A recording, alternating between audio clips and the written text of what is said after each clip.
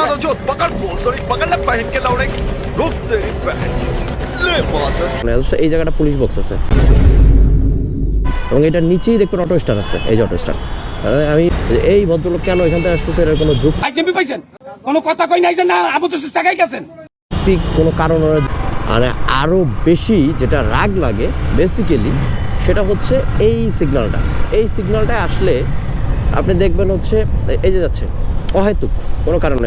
এই জায়গাটা police box আছে এবং এটার নিচেই দেখবেন অটো স্ট্যান্ড আছে। এই যে অটো স্ট্যান্ড, আমি একদম মুখস্থ বলে দিতে পারি।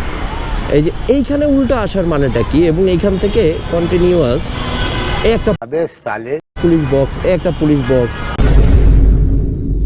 আমাদের সাথে আবার ওইখানে দাঁড়ায় একটু পরে দেখবো মানে বাইক ধরতেছে।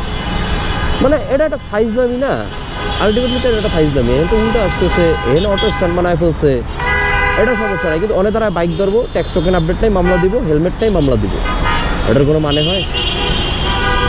এরপরেও যখন পুলিশের উপরে যখন পাবলিক খেপে যায় তখন পাবলিকের দোষ। এত কিছুর পরে তো পাবলিকের দোষ থাকে না ভাই। এই ভদ্রলোক কেন এখান থেকে আসতেছে এর কোনো যুক্তি পাইছেন, কোনো কথা কই নাই যে না আবু তো টাকাই গেছেন, ঠিক কোনো কারণ ওরা জিজ্ঞাসা করলো আমি বলতে পারবো না। সবাই যাইতে যাইতে আমার হোক আমার আছে, কেউ কিছু বলে না তো, কেউ কিছু বলে, কেউ কিছু বললে তো আর যাইতো।